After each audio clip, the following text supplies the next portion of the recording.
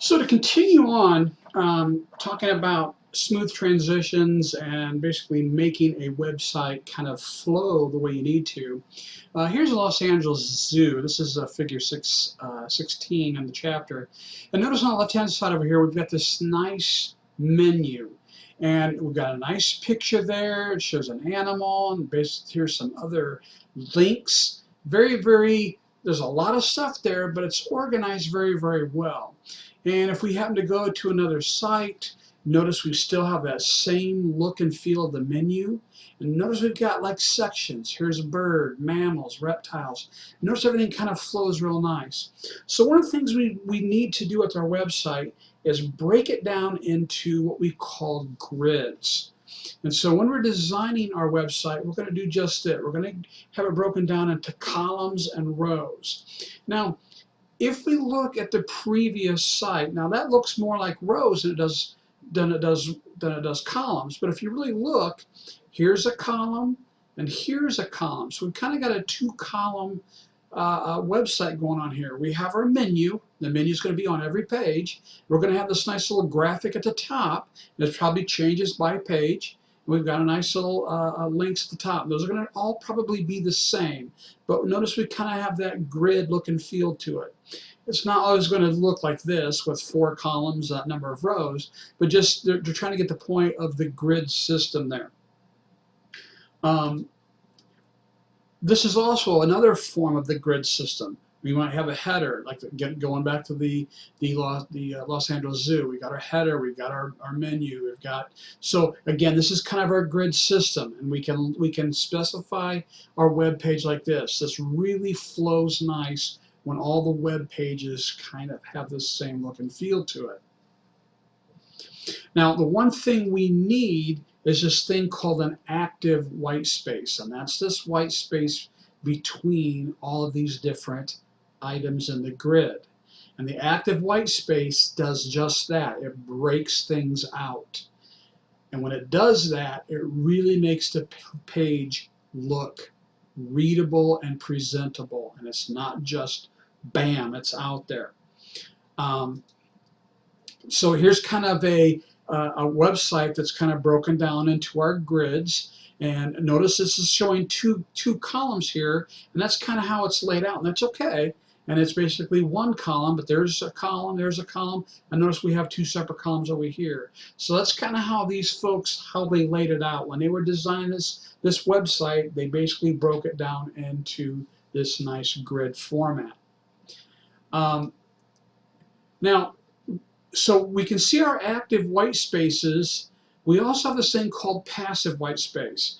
If we don't have enough information or enough data to fill that, it's okay to use what's called passive white space. Just throw some white space in there. It's okay. You don't have to fill up everything.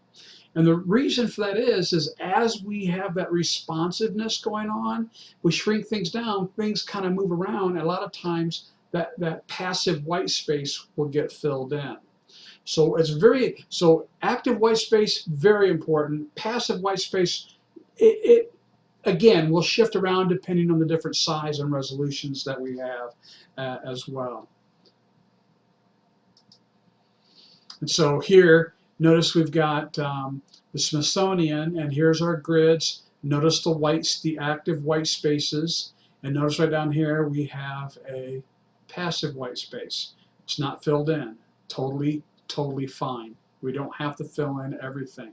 So passive white space is basically, it works. Kind of wanted to look at some sites that basically don't work. And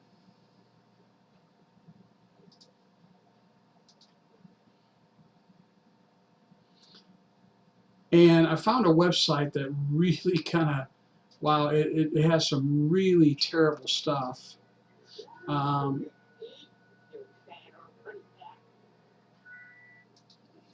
So here we have, this person's brought up the best and worst websites. So here it says, here's some examples of some well-constructed sites. So we take a look, and yeah, let's look at all the passive white space over here. And we got a nice links on the side. We've got nice URLs right here. So this really is, it's a usable website, not too bad. Here's, oh, sorry, wrong, same one. So come in here to this one. Again, look, here's a picture of whoever this person is. This is their website. We basically got some nice little links down here at the bottom. And each one, as you hover over it, it basically lets you know what that particular item is. We got a nice little menu over here. So really a nice website. Now let's take a look at some bad ones. I like this. It's called Web Pages That Suck. So we come down here, look at this one, and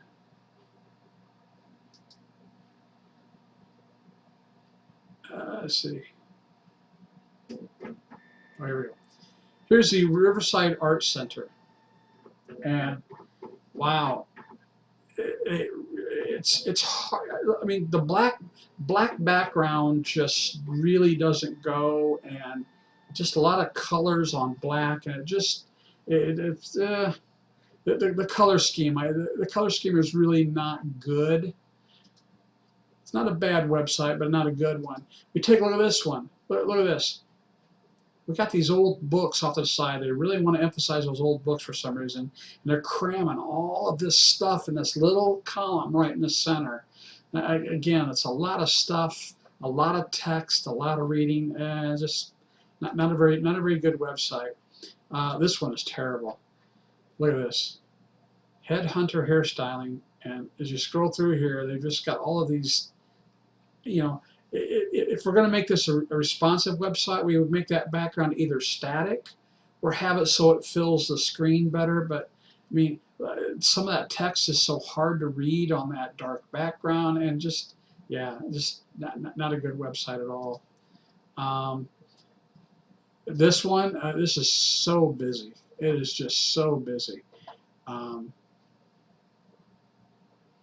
There's just so much going on this website. I mean, just stuff on the sides and text and pictures, and there's just too much going on in just this one little space right here. Let me show you one more. This one is just that background and the picture. I mean, there's just too much. You don't know what's a background, what is a foreground. Text is hard to read. It just, yeah, not a good website. So again, so as you're developing your website, these are things you really want to be aware of. Is, does this color of font go with the background color? All those different things that are basically on there. So when we're designing, so let's say we're going to design a website for a user. Somebody comes to us and says, hey, I need you to design a website. So what we need to do is we need to ask some questions of them. You know, what do the users want when they get to your website? Okay, what are you wanting them to get out of your website? Are they trying to find customer support, troubleshooting, some type of help, or do they want to buy something? So each one of those is going to be a different web page. Do they want to read articles or search for information? So, are you providing some type of reading material for them to do some kind of research? Or are you going to provide some type of search engine for them to go out and specifically look for different tools and that type of thing?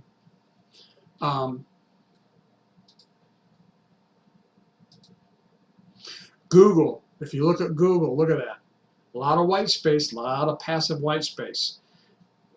But what's great about Google is it works. It's very easy to use. It's very little graphics. It's very quick to pop up because it's mostly text. So Google, that's what's made Google such a huge benefactor in the internet world today. Cartoon Network, it's a busy website, but notice the white space. See the white space between things? So it splits things out. And the background is just contrasting enough that I think it's a little too busy, but it works. It does work, especially for the audiences coming out here. You got kids who are like, look at the squirrel, look at the shiny object. So they basically, get hooked on all these kind of cool little games and things. So they try to put it all in one place, and again, it works for them. The New Yorker. Now this is a website where people are here to read. And the great thing about the New Yorker is this website is basically designed after the newspaper itself. So these pages, so this page right here is designed for what we call interaction. It's designed for people to go in and play games and click on links and watch videos and that type of thing.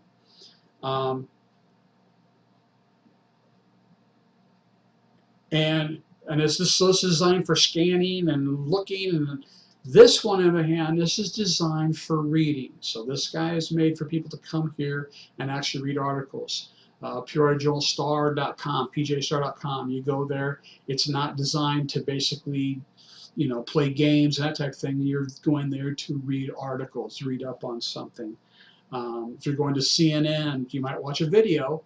You might basically look at some interactive little graph, but mainly you're going there to read news articles.